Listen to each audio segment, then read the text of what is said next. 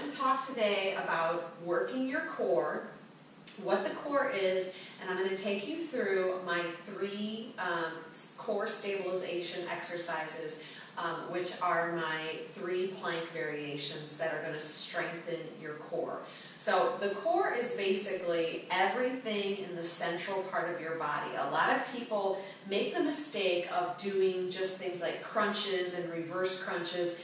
And what they're working is they're working the superficial abdominal muscle that's right under your skin, which is the one that if you lose enough fat, you will see as your 6-pack.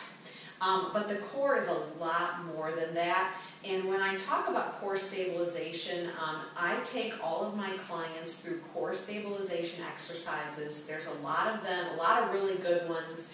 But of course, my favorite is the plank as far as the core stabilization exercises. And there's 3 different types of planks that you can do that are going to work to stabilize your core. So it's going to work the front core muscles. So everything from your shoulders all the way down into your hips and even your legs.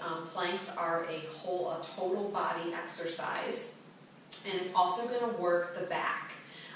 People tend to be weaker on the back side than on the front side of their bodies. So I try and do a little bit more on the back side than I do focusing on the front.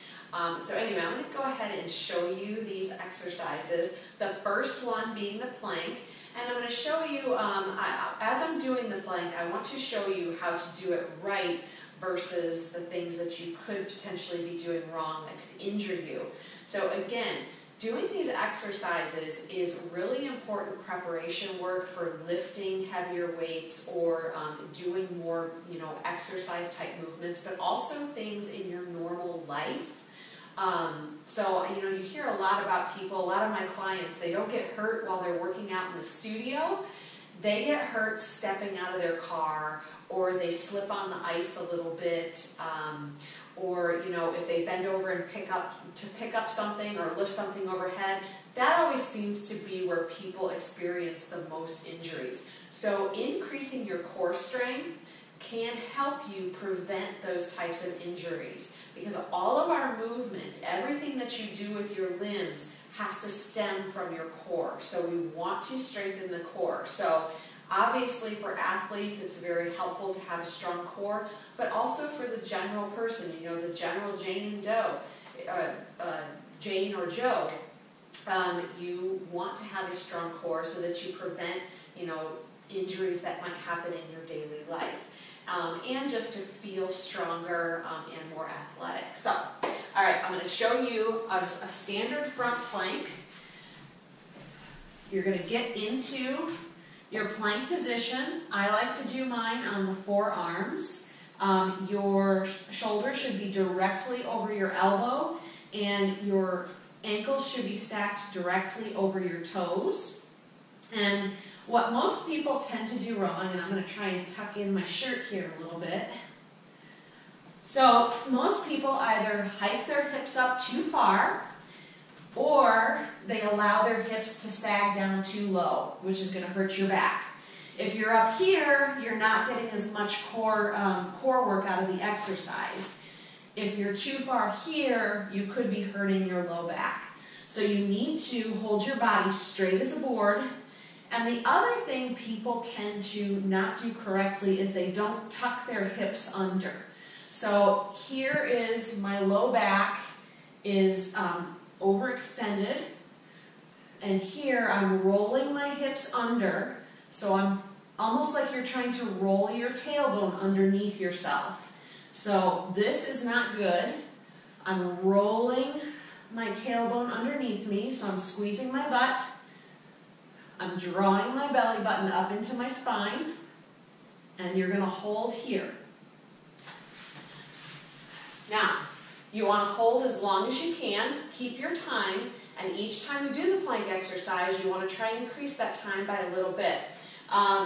Most of my clients, I make sure that they can hold a plank with proper form for at least a minute, and then I know that their core strength is getting pretty good. And then we can add more challenge to the exercise. All right, my next one in my 3 planks is a side plank. So for a side plank, you're going to get on your side.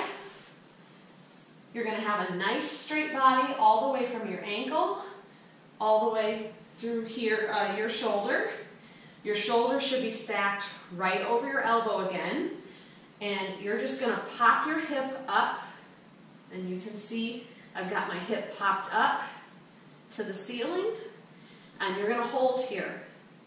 And again, I'm drawing my belly button towards my spine as I do the exercise. And you're going to feel this all in the side. It works the side of the hip, and it works all of the abdominal muscles in the side, along the back of your spine on the one side. And you're going to hold there for as long as you can. At first, you may only get 15 to 20 seconds. All right, and then don't forget to do the other side. And so again, just from the other angle, my shoulders stacked over my elbow. I'm going to push my hip up into position. Nice straight line. And I can really feel this in my side. I'm drawing my belly button into my spine.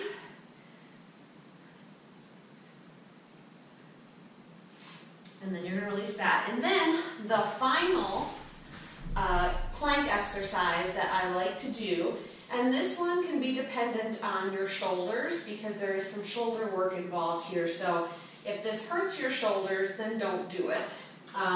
But you're going to start in this position, and this one is not easy, but you're going to start in this position. Let's get my shirt here. Hands are going to be right behind you, and what you're going to do is, I like to point my toes, you're going to push your body into a reverse plank. So this is working, I can feel this all the way from my calves, all the way up through my shoulders. This is really, you need to squeeze your butt. This is working the back side of your core muscles. So your low back, your butt, your hamstrings, and of course your upper back some. You're going to feel this in the back of the arms. This is a whole body exercise. I'm still trying to draw my belly button into my spine and breathe.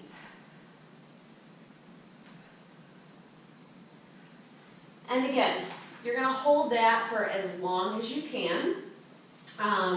Usually, if you can make it to a minute, you know your core is getting pretty strong.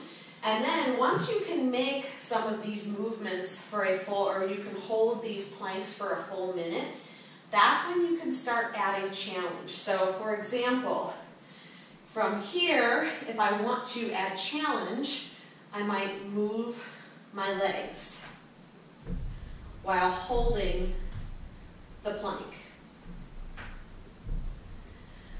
For the side plank, if I want to add challenge, I might pop my hip up and I might do a side leg lift. And for the front plank, what I might do is, again, moving the limbs is going to increase the challenge. So you can move your hands, you can do plank taps, or again, moving the legs.